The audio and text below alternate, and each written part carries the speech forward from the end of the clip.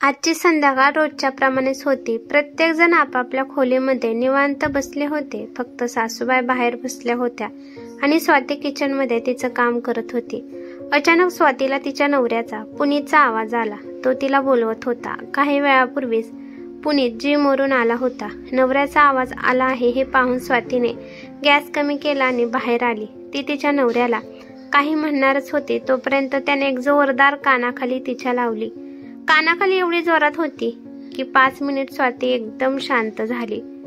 तिला काहीच ऐकायला येत नव्हते आणि तिला काही दिसत पण नव्हते. आणि अचानक स्वाती खाली पडली. कानाखालीचा आवाज एवढा मोठा होता की घरात जेवढे पण होते ते सगळे बाहेर आले. स्वातीचा छोटा दीर आणि सासरे पण बाहेर आले आणि एका कोपऱ्यात उभी राहून स्वातीची सासू गालातल्या गालात हसत होती. आपल्या सुनेला मारल्यामुळे सासूच्या मनाला थंडगार वाटत होतं. पुनीत स्वातीला मारून ती किती कमजोर आहे हे दाखवून देत होता. आपल्या मुलाने किती बहादुरीचं मोठं काम केलं यामुळे सासूला आपल्या मुलावर अभिमान वाटत होता. शेवटी मुलगा आईच्या दुधाचा कर्ज फेडत होता. पुनीत जिम मध्ये जात होता. त्याची पर्सनॅलिटी आणि बॉडी किती असेल हे आपल्याला माहित आहे. आणि त्याच माणसाने जर कोणी एका अशक्त स्त्रीला मारलं तर तिला किती वेदना होत असतील हे आपण कल्पना करू शकतो. 5 मिनिट होऊन पण स्वाती फरशीवरच खाली अस्तव्यस्त अवस्थेत तशीच पडली होती. तिला तिची साडी तिच्या शरीरावर व्यवस्थित आहे का नाही हे पण समजत नव्हतं. स्वातीला वाटले की माझ्या बाजूने कोणीतरी बोलेल. तोपर्यंत तिचे सासरे म्हणाले, तुला लाज वाटत नाही का? तुझ्या समोर सासरा दीर उभा आहे आणि तू डोक्यावर पदर सुद्धा घेतला नाही. अरे माणसे काय विचार करतील? देवा देवा घोर कलियुग आहे असे म्हणून सासरे त्यांच्या खोलीत गेले. त्यांना आपल्या सुनेला मारले आहे का नाही याच्याशी काही घेणे देणे नव्हते. त्यांना तर फक्त आपली सून डोक्यावर पदर न घेता आपल्या समोर आहे याच्याशी फक्त घेणं देणं होतं. पुनीतने नंतर रागाने स्वातीला ओढत बेडरूम मध्ये नेले. हे सगळं एवढ्या लवकर घडत होतं की स्वातीला काय होत आहे हे समजतच नव्हतं. थोड्या वेळाने स्वातीला तिच्यासोबत काय घडलं हे सगळं समजलं. परंतु तोपर्यंत तिचा स्वाभिमान तार तार तुटला होता. बिचाऱ्या स्वातीला हे पण माहित नव्हतं की तिला मार कशामुळे मिळाला आहे. तिने काय चूक केली आहे तिला काही समजत नव्हतं. तिच्या लग्नाला आताच 1 महिना झाला होता. हा 1 महिना तिच्यासाठी खूप संकटे घेऊन आला होता. 3 महिन्यापूर्वी तिच्या आई वडिलांचा मृत्यू कार ॲक्सिडेंट मध्ये झाला होता. त्यामुळे तिच्या चुलत्याने आलेल्या स्थळासोबत तिचं लग्न करून दिले होते. तिचा चुलता आणि तिचे वडील अजून पण जॉईंट फॅमिलीत राहत होती. तिला चुलत भाऊ 2 होते आणि तिच्या वडिलांची ती एकुलती एक होती. तिच्या वडिलांच्या नावावर प्रॉपर्टी होती आणि ती प्रॉपर्टी स्वातीची आहे हे तिच्या सासरच्यांना चांगलंच माहीत होतं. आणि ते लक्ष ठेवूनच होते की या मुलीच्या नावावर खूप प्रॉपर्टी आहे. म्हणून तर स्वतःहून या स्थळासाठी ते स्वातीचा हात मागायला आले होते. त्यांना समजले होते की हुंड्यामध्ये तिची प्रॉपर्टी आपल्याला आपोआपच भेटेल. परंतु स्वातीने स्पष्ट सांगितलं होतं की मला माझ्या माहेरची प्रॉपर्टी पाहिजे नाही, कारण का तिला आता त्याची गरज नव्हती. आणि स्वातीचा हा विचारच तिच्या सासरच्या माणसांना पटला नाही. सासरच्यांना वाटले की तिच्या हिश्श्याची प्रॉपर्टी तिच्या चुलत्याने त्यांच्या नावावर करून घेतली आहे. पण तसं नव्हतं. अजून ती प्रॉपर्टी स्वातीच्या नावावर होती आणि या बाबतीत तिच्या नवऱ्याला आणि सासरच्या माणसाला माहीत नव्हते. सासरी आल्यावर सासूचं या घरात राज्य होतं. घरातील 3 पण पुरुष खूप अहंकारी होते. आपल्या आयुष्याबद्दल स्वाती विचार करत होती की तोपर्यंत तिच्या सासूचा जोरदार आवाज तिला ऐकायला आला. अगं ये बावळबाई, किती वेळ आता बेडरूम मध्ये वेळ घालवणार आहेस? आता बाहेर येऊन राहिलेलं काम तेवढं कर, म्हणजे आम्हाला जेवता येईल. आम्ही सगळे भुकेने तडफडलो आहे. शेवटी रडत पडत आपल्या साडीला व्यवस्थित करत स्वाती बाहेर आली. थोड्या वेळापूर्वी तिचा नवरा तिच्यावर एखाद्या जनावराप्रमाणे तुटून पडला होता. बाहेर आल्यावर तिचा नवरा तिला म्हणाला, आता तर तुला धडा मिळाला असेल. आज नंतर जर तू माझ्या आईला काही काम सांगितलं तर यापेक्षा दुपटीने तुला त्रास सहन करावा लागेल. माझी आई आता एक पण काम करणार नाही. ती या घरची मालकीण आहे, मोलकरी नाही. तुझ्या आईबापाने तुला काही संस्कार शिकवले नाहीत का? नवऱ्याचं बोलणं ऐकून तिला तिच्या नवऱ्यावर घृणा येऊ लागली. स्वातीला समजतच नव्हतं की मी सासूबाईला असं कोणतं काम सांगितलं होतं. पण तिच्या लक्षात आलं. संध्याकाळच्या वेळी तिच्या सासूला चहा प्यायचा होता. स्वातीने चहा बनवला. ती तिच्या सासूच्या खोलीत जाऊन सासूला चहा देणार होती, परंतु सासू खोलीमध्ये नव्हती. तिने टेबलवर चहा ठेवला. तिला वाटलं की सासू आल्यावर चहा पेईन आणि किचनमध्ये येऊन स्वाती तिचं काम करू लागली. थोड्या वेळाने तिच्या सासूने चहासाठी अजून एकदा तिला आवाज दिला. किचनमधलं काहीतरी काम करत असल्यामुळे तिचे हात खराब झाले होते, म्हणून स्वाती फक्त एवढीच म्हणाली की आई, माझे हात खराब आहेत. तुम्ही उठून टेबलवरचा चहा तेवढा घ्या आणि प्या. मग स्वतःचा चहा घेऊन प्या हे काही काम झालं का? 50 वर्षाची तिची सासू होती आणि एवढे म्हातारी नव्हती झाली की त्यांना स्वतःचा चहा घेऊन पिता येऊ नये. आणि मग अशा प्रकारे सासूबाईंनी आपल्या मुलाचे कान भरले की सुनेने मला काम सांगितले.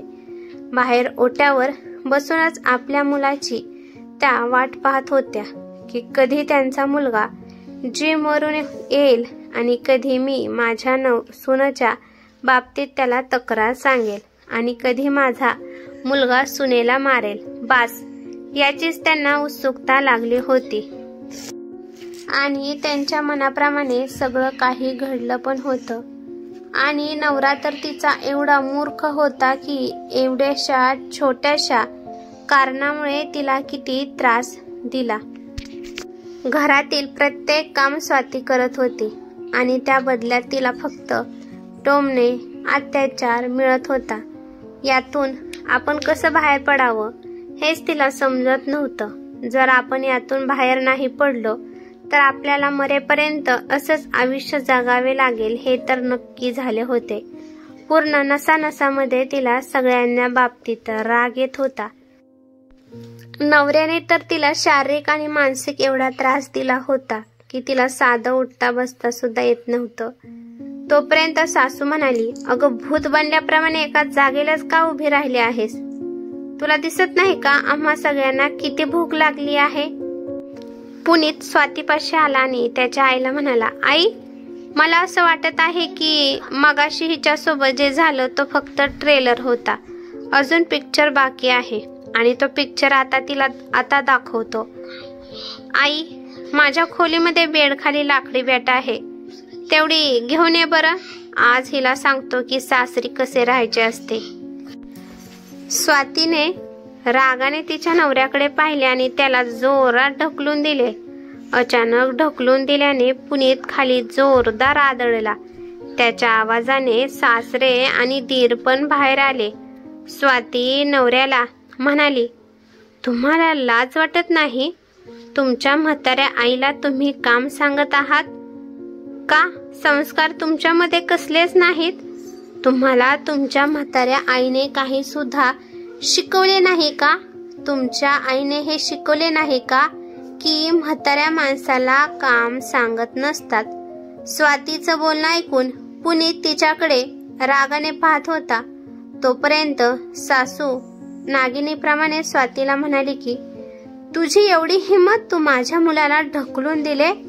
कसली बाई आहेस तू? तुला तुझ्या नवऱ्याची इज्जत राखता येत नाही का? स्वतःच्या नवऱ्यासोबत असं अभद्र वागत असतात का? सासूबाई, तुम्ही तर खूप महान आहात. मी तर फक्त तुमच्या मुलाला ढकलले आहे. तुमचा मुलगा तर मला जनावरासारखा मारतो, तेव्हा तुम्हाला त्याचा पुरुषार्थ दिसतो. आणि त्याच्या बदल्यात जर मी त्यांना फक्त ढकलले तर तुम्हाला एवढा का त्रास होत आहे? मी सहन करणाऱ्यामध्ये नाही. एवढ्या दिवस सहन केले, परंतु आता मी सहन करणार नाही. तोपर्यंत सासरे मोठ्याने म्हणाले, पुनीत, हिला कुत्र्यासारखं मारून हिला घराच्या बाहेर हाकल. हिला आईबाप तर नाहीत. मी बघतोस की हिचे चुलते हिला किती दिवस सांभाळतात. हिच्यामध्ये लाज तर अजिबात शिल्लक राहिली नाही. हिचा चुलता पण हिला खूप दिवस ठेवत नसतो.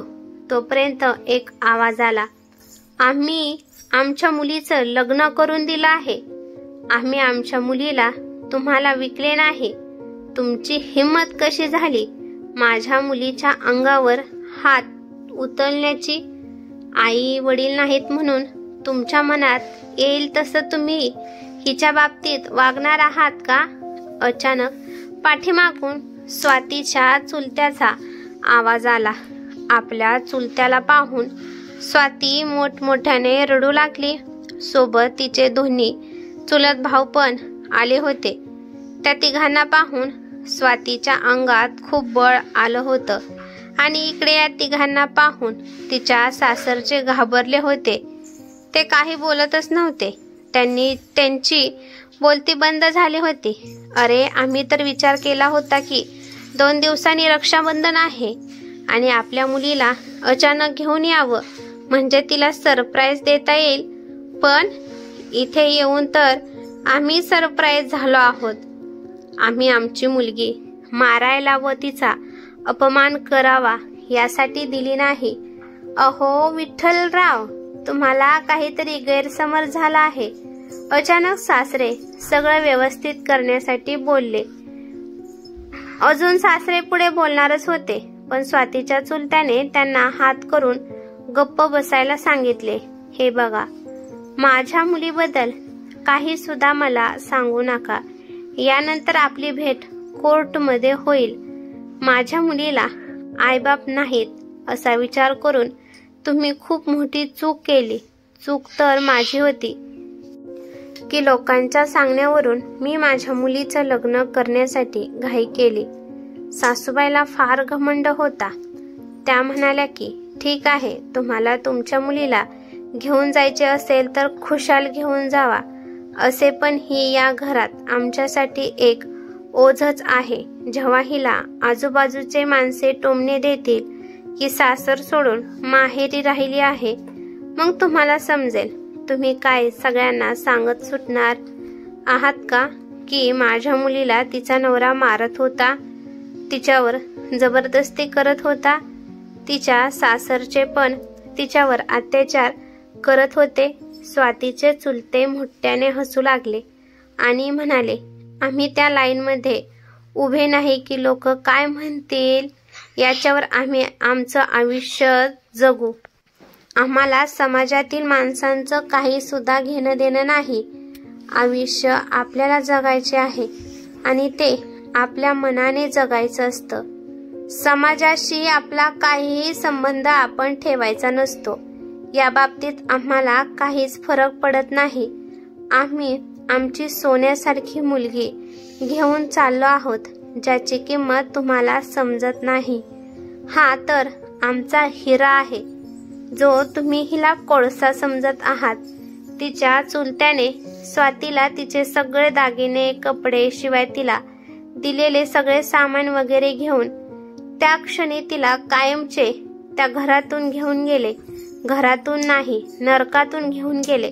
घरी गेल्यावर स्वाती तिच्या चुलत्याच्या गळ्यात पडून खूप रडली. तिच्या चुलत्याने तिच्या डोक्यावरून हात फिरवला आणि म्हणाले, हे बघ, अजिबात स्वतःला दोष देऊ नकोस. आम्ही तुझ्यासोबत आहोत. यानंतर स्वाती खूप खुश झाली. तिने तिचं राहिलेलं शिक्षण पूर्ण करण्याचा निर्णय घेतला. तिला आता स्वतः आत्मनिर्भर बनायचं होतं, कारण आज तिचे चुलते आणि भाऊ तिच्यासोबत होते. परंतु जर हे नसतील तर स्वतःसाठी उभा राहता येईल अशा प्रकारे ती मन लावून अभ्यास करू लागली.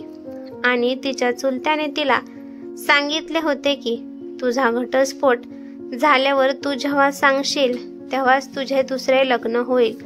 तोपर्यंत तू बिनधास्त आपल्या घरात राहू शकते. तू माझ्यासाठी खूप अनमोल आहेस. वडिलांसारखे प्रेमळ चुलते तिला मिळाल्यामुळे ती खूप खुश होती. आईचेही प्रेम असतं, वडिलांचेही प्रेम असतं.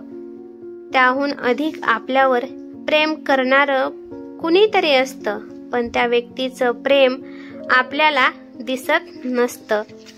तो म्हणजे आपला चुलता.